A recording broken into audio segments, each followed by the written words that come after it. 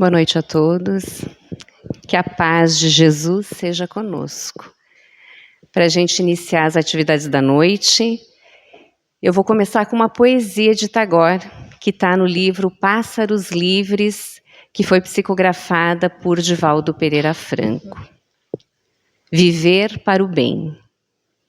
Cantava um mantra profundo, enquanto, ajoelhada, aspirava o incenso de nardo que bailava ameno no ar perfumado.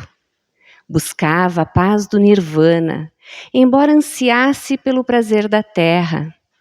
Fugia pela meditação do tormento do mundo e levava durante a evasão a saudade da noite de luar e da melodia do vento no arvoredo, na ocasião em que o amor lhe pronunciou as palavras ardentes que lhe fizeram entumecer o coração.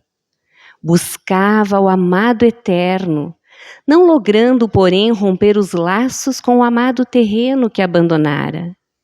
E porque o canto da prece não lhe pudesse acalmar a paixão, deixou o rito, procurou o próximo em sofrimento, e na ação luminosa da caridade encontrou-se consigo mesma e com o amor supremo, passando a desfrutar de plenitude. Com este poema, nós elevamos o nosso pensamento ao amor eterno, Jesus, pedindo a Ele, que é o consolador de nossas vidas, o amor não amado, que possa olhar por cada um de nós e que nos auxilie a fazer esse movimento de sairmos do rito e irmos ao encontro do outro, para que a plenitude da imortalidade possa, em definitivo, nos alcançar. Em nome de Jesus, nós abrimos os trabalhos da noite de hoje. Desperta, ó tu que dormes, levanta-te dentre os mortos, o Cristo te consolará. Esse texto, ele está numa carta que Paulo, o apóstolo dos gentios, escreveu aos primeiros cristãos em Efésios. E é uma convocação importante para nós nos dias atuais. E para nós entendermos a importância dessa convocação de Paulo, que se faz presente na nossa vida do cotidiano hoje, é importante a gente pensar em nós no passado, não muito distante.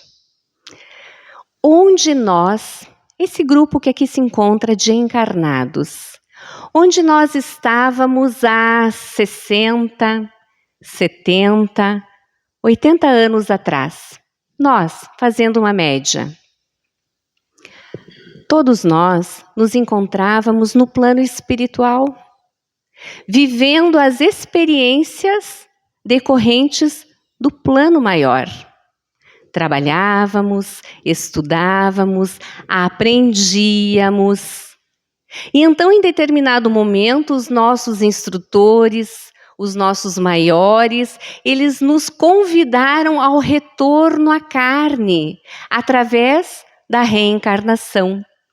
Porque era necessário que a gente desse continuidade ao nosso processo de edificação moral. E todos nós que aqui nos encontramos começamos a nos preparar e fizemos aquilo que a gente já conversou oportunamente, que é o planejamento reencarnatório. Definimos questões mais importantes daquilo que nos era interessante, importante, indispensável de vivermos aqui na carne. A família que nos receberia, o corpo que nós teríamos, o trabalho, casamento, não casamento, enfim, questões importantes. Depois de tudo definido e planejado, começou um processo extremamente significativo para nós e que vai estar ligado diretamente a essa convocação de Paulo. Para nós chegarmos no corpo material, foi necessário que a gente passasse por um processo de redução do nosso corpo perispirítico, do nosso corpo espiritual, para que quando acontecesse a concepção, o nosso corpo espiritual se ligasse àquele novo corpo que ele iria habitar. E esse processo de redução, ele é um processo lento, que ocorre no plano espiritual. E à medida que ele vai acontecendo, vai ocorrendo na criatura que vai precisar reencarnar, algo que a gente chama de perturbação. No Livro dos Espíritos, Allan Kardec, na questão 339, ele fez um questionamento aos espíritos, pedindo o seguinte: no momento de encarnar, de voltar do plano espiritual para a Terra, o espírito sofre perturbação semelhante à que experimenta ao desencarnar, que é quando a gente deixa o corpo de carne e retorna à pátria espiritual? E os espíritos disseram: muito maior e, sobretudo, mais longa. Pela morte, o espírito sai da escravidão. Pelo nascimento, entra para ela. E aí a gente vai conseguindo compreender que, de fato, esse momento de perturbação, muitas vezes ele se prolonga por muito tempo. Porque nós fizemos a nossa chegada aqui no corpinho quente, e aí a gente precisa aprender coisas bem básicas, como falar, caminhar, até mesmo nos alimentar a gente precisa reaprender. A gente vai começar a sentir a influência da matéria na nossa experiência encarnatória. E aí acontece esse entorpecimento dos sentidos, porque antes no plano espiritual, a gente vivia a realidade do plano espiritual. Era prática. A gente via amigos nossos voltando para a carne, a gente recebia outros amigos que desencarnavam. Só que agora, quando a gente chega aqui, aquilo que para nós era prática, vira teoria. E a gente precisa relembrar as coisas do espírito. Porque esse entorpecimento muitas vezes leva 80 anos na carne. Que a gente não para prestar atenção nas coisas espirituais, acreditando que somos seres materiais exclusivamente. E aí, então, a colocação de Paulo se faz presente. Desperta, ó tu que dormes, levanta-te dentre os mortos, o Cristo te esclarecerá. É importante a gente dividir essa fala de Paulo em 3 partes, para que ela fique mais profundamente alicerçada dentro de nós. Quando ele nos convoca a despertar, é justamente esse movimento de nós buscarmos as coisas do Espírito, lembrando que somos seres espirituais, vivendo temporariamente uma experiência terrena. Retornaremos à nossa pátria de origem e estamos aqui em processo de terapia intensiva, aprendizado puro. Aqui é uma escola. Estamos aqui sendo colocados à prova para que a gente realmente ateste se aprendemos ou não as lições e para que a gente possa lapidar aquelas arestas que ainda estão dentro de nós e que nos afastam do movimento de amor de Jesus. E existe um fator extremamente importante que nós precisamos refletir e pensar, que é esse tesouro inestimável que cada um de nós recebeu quando reencarnou, que é o tempo. O tempo, ele tem 2 valores, um valor extrínseco e o outro valor intrínseco. O valor extrínseco do tempo, ele faz referência ao tempo em si. Um dia, para mim, é um dia para cada um de vocês. 50 anos para mim representa 50 anos para cada um de vocês. Porém, o valor intrínseco, ele está ligado àquilo que eu realizo neste um dia ou nestes 50 anos. E isso faz toda a diferença. O que nós temos realizado em prol do nosso espírito imortal, neste tempo que já vivemos e no tempo que nos resta viver. Porque talvez nós tenhamos menos tempo a partir de hoje do que tínhamos quando chegamos aqui na Terra, nesse corpinho novo que nos acolheu. Chico Xavier, ele sempre comentava que um dos grandes lamentos que ele ouvia dos espíritos desencarnados era o lamento pela consciência do tempo perdido. Então faz-se necessário que neste momento das nossas existências nós façamos esse questionamento para nós mesmos. Qual é a qualidade espiritual do tempo que eu vivo aqui na Terra? A que tenho me dedicado profundamente? Porque hoje nós nos debatemos com as mídias sociais e nós temos a tendência de perdermos muito tempo analisando vidas alheias, quando poderíamos estar analisando a nossa própria, buscando um grau de iluminação maior. E para refletir sobre o tempo, eu trouxe esse texto, que é um texto que quando eu leio sempre me comove e me chama a atenção de mim mesma. Vamos compartilhar. Deus pede estrita conta de meu tempo, e eu vou do meu tempo dar-lhe conta. Mas como dar sem tempo tanta conta? Eu que gastei sem conta tanto tempo? Para dar minha conta feita a tempo, o tempo me foi dado e não fiz conta. Não quis, sobrando tempo, fazer conta. Hoje quero acertar conta e não há tempo. Ó vós que tendes tempo sem ter conta, não gastei vosso tempo em passatempo. Cuidai enquanto é tempo em vossa conta, pois aqueles que sem conta gastam tempo, quando o tempo chegar de prestar conta, chorarão como eu o não ter tempo.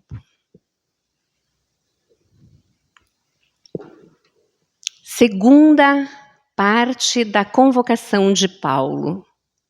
Levanta-te dentre os mortos. Para a gente avaliar essa colocação de Paulo, é importante que a gente rememore o que é um morto. Quais são as características de um corpo sem vida? Para que a gente possa fazer uma analogia segura às características de um espírito sem a vida espiritual. Um corpo morto tem os olhos fechados. Tem a imobilidade, que é a falta da vitalidade, da presença da vida. A frieza, ele fica frio. E ele entra num quarto grau, que seria a decomposição orgânica. Fazendo uma analogia, quando o espírito tem os olhos fechados? Quando ele tem cegueira espiritual. Quando ele vive a vida em queixa, em cólera, em mágoa, em azedume. Porque a gente esquece que estamos aqui na Terra em terapia intensiva, em processo de reeducação. E a gente se queixa de tudo, de qualquer coisa que nos acontece. A gente reclama se chove, reclama se não chove. A gente não tem gratidão pela oportunidade que a vida nos concede de estarmos aqui, pisando esse solo gentil, que por bondade divina nós temos a condição de estar. E os espíritos nos dizem que toda queixa rouba a vida da nossa vida. Olhem que frase impactante. Toda queixa rouba a vida da nossa vida. E isso é tão verdade, que tem um caso que o irmão X nos trouxe, que é do Belarmino Bicas. Talvez vocês já ouviram essa história, porque ela é uma história muito narrada no meio espírita. Sinteticamente, ele desencarnou aos 58 anos de idade. E ele deveria ter desencarnado com 80 anos de idade.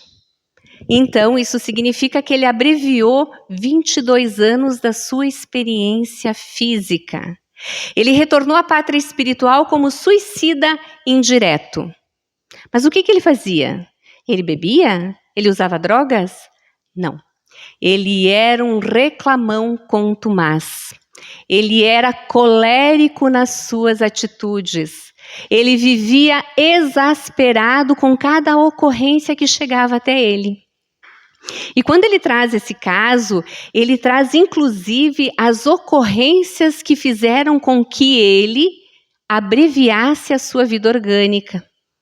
Vou ler só algumas, porque aqui ele traz 20 ocorrências. Vou ler só algumas. Então, as cóleras e as mágoas que ele teve. 1811, em razão de contrariedade em família. 906, por indispor-se dentro de casa em questões de alimentação e higiene. 1614, por altercações com a esposa em divergência na conduta doméstica e social. 1801, por motivo de desgostos com os filhos, genros e noras. 1015, por entrar em choque com chefes de serviço. 1333, por incompatibilidade no trato com os colegas. 614, por mal-entendidos com os vizinhos.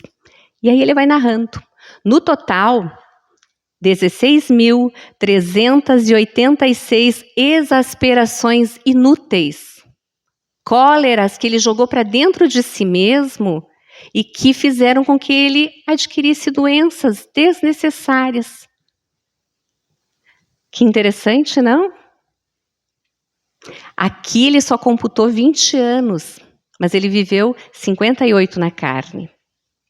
Então a gente vai percebendo que uma das características que nos colocam nessa posição de mortos espirituais é essa nossa queixa sistemática em virtude das ocorrências da vida.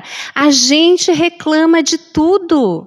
Precisamos despertar para isso e sermos gratos com as coisas que nos chegam, porque tudo que nos chega vem de Deus, é para o nosso melhor, para o nosso crescimento. Aqui é uma escola e precisamos aceitar esses aprendizados.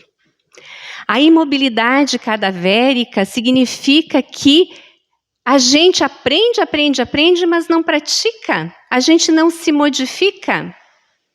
Às vezes a gente escuta muita coisa importante, boa, mas chega na hora da ação, a gente continua agindo como o homem velho que não aprendeu aquilo.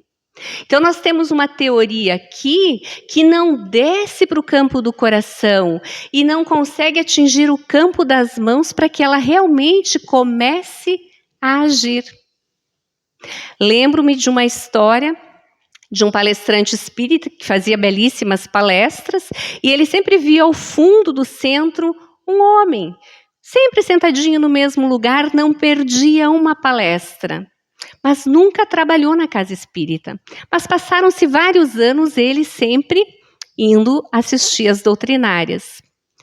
Ambos desencarnaram. O palestrante em condição muito difícil espiritual. E quem foi socorrê-lo? Aquele que assistia a palestra, sem faltar, sem falhar. E aí ele se assusta porque ele diz, mas você nem trabalhava no centro? Você só assistia a palestra? Como é que você está numa condição melhor do que a minha? E ele diz com humildade, é que tudo que você falava, eu fazia. Olha que bacana! É importante falar sobre o Evangelho.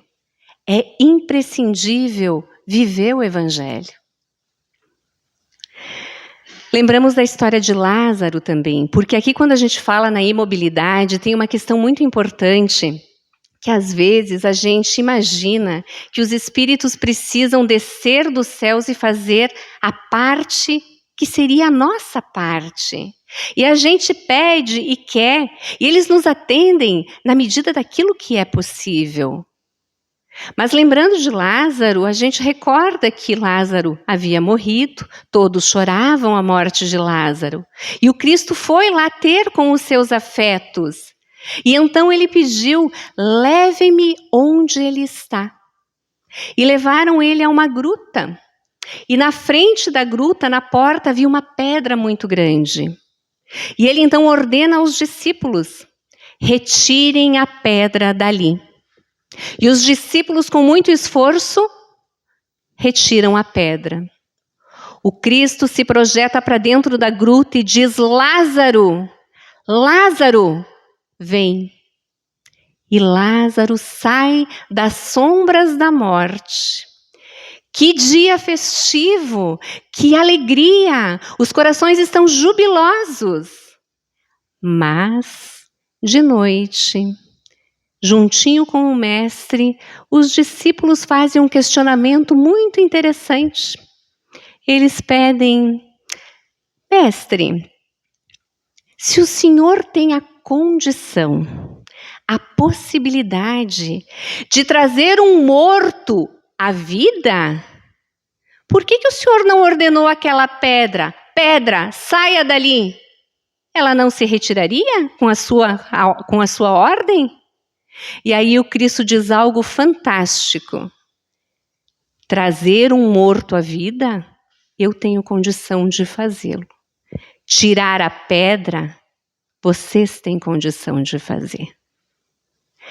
É isso que a gente precisa entender. Algumas pedras, elas precisam do nosso esforço para que se movimentem das nossas vidas. Compreendendo também que muitas pedras nós colocamos por conta própria, vontade nossa. Enchemos de pedra e agora a gente não quer tirar. A parte mais importante vai ficar para Cristo. A parte menor é nossa. Tenhamos a condição e a coragem de realizá-la. A frieza, ela tem a relação com esse distanciamento emocional que nós tomamos com relação às criaturas. E Joana de Ângeles, no livro Ilumina-te, ela vai dizer o seguinte: o significado existencial de maior conteúdo é constituído pelos sentimentos de amor e de compaixão que favorecem o progresso geral, impulsionando o ser no rumo da sua triunfante imortalidade. Amor e compaixão. Eu assisti uma palestra espírita e num determinado momento a palestrante fez um comentário de uma experiência que ela teve que eu achei extremamente interessante e válida.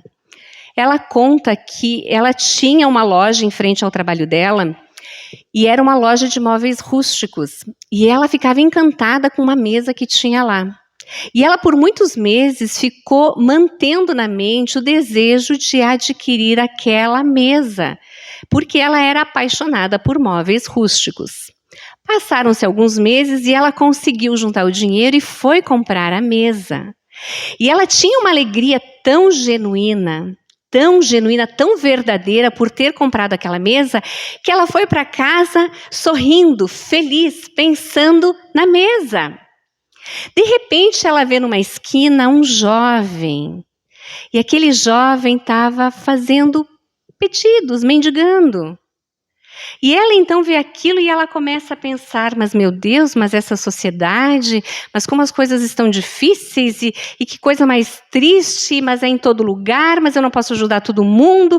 E ela começou a entrar num grau de ansiedade, criando em si, dentro de si, mecanismos para que ela pudesse se afastar emocionalmente daquilo que ela via.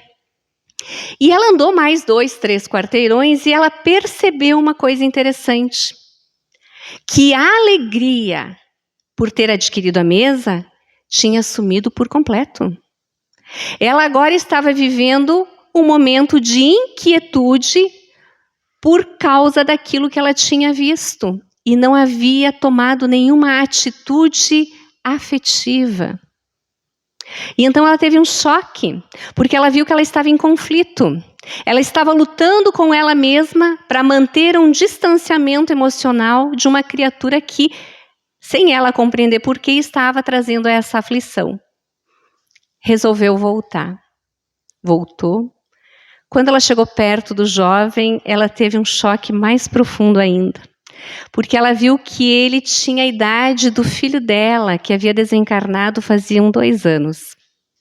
E ela percebeu o porquê dela querer se manter distante emocionalmente, mas ela resolveu dar o seu coração para ele naquele momento. Conversou, acalentou suas dores, ficaram um tempo juntos e então ela retornou para casa. E aí ela percebeu algo curioso. A alegria da mesa estava voltando. Mas tinha uma alegria muito maior que estava habitando o coração dela, que era a alegria de ter compartilhado, que era a alegria da compaixão de estar junto. Vejam que coisa linda. Por fim, a decomposição. A decomposição ela acontece quando nós nos tornamos perversos, quando nós nos tornamos maus. Mas essa não é a nossa realidade. A nossa natureza é a fonte divina do amor. A nossa essência é o amor. Toda vez que nós nos afastamos do amor, nós estamos dando um passo para a perversidade. E o Cristo é a grande resposta para esses anseios que a gente carrega na nossa alma. Por isso que no final da convocação de Paulo ele fala: o Cristo te esclarecerá. Vinde a mim, todos vós que estáis aflitos e sobrecarregados, eu vos aliviarei. O Cristo já dizia que a gente chegue até Ele. Ele espera por nós.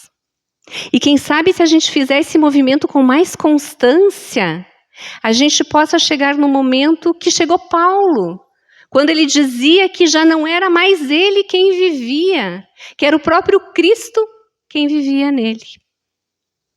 E novamente, buscando uma reflexão de Joana de Ângeles no livro Ilumina-te, trouxemos um texto que é intitulado Identidade com Jesus. Diz Joana: cuida da tua identidade crística. Mantém-te simples e sem atavios. Cultiva a bondade e faze-te útil. Sorri e ama, auxiliando sempre. Apresenta Jesus e oculta-te. Recorda-o e esquece as tuas ambições enganosas, fazendo com que todos aqueles que te acerquem vejam-no em ti. Vinculado a Jesus, seja a tua a identidade dele. Experimenta o amor do Cristo e não te preocupes com mais nada. Experimenta o amor do Cristo e não te preocupes com mais nada. Jesus, o amor não amado, é aquele que ainda espera por nós. E nós que somos esses seres vacilantes, mas já sabemos que Ele tem a condição de nos soerguer desses abismos de luta e de dor que nós mesmos nos projetamos. Ele segue ao nosso lado, incansável, imperturbável, aguardando o nosso momento de despertar. Não percamos tempo. O Cristo nos aguarda. Sejamos bons, sejamos úteis. Relembremos a nossa origem, a fonte divina do amor. Façamos a diferença no mundo, mesmo que seja nesses locais onde nós nos colocamos, que são pequenos, o nosso núcleo familiar, o nosso trabalho, a nossa sociedade espírita. Porque esse tempo vai passar e dia virá que nós vamos estar com as asas mais fortes e seremos convidados a trabalhos maiores. Para encerrar, conta agora também. Senhor, inunda-me no esplendor de tua luz e, contudo, cego, não te vejo. Falas-me na eloquência do teu verbo e, no entanto, surdo, não te ouço. Abrasas-me na ardência de teu amor e, todavia, insensível, não te sinto. Ó, estranha contradição, tu bem perto de mim e eu tão longe de ti. Desvela-me, Senhor, os olhos cegos de orgulho, abre-me os ouvidos surdos de vaidade e sensibiliza-me o coração duro de maldade, para que eu descubra tua divina presença na intimidade do meu ser. Vamos orar. Divino amigo Jesus,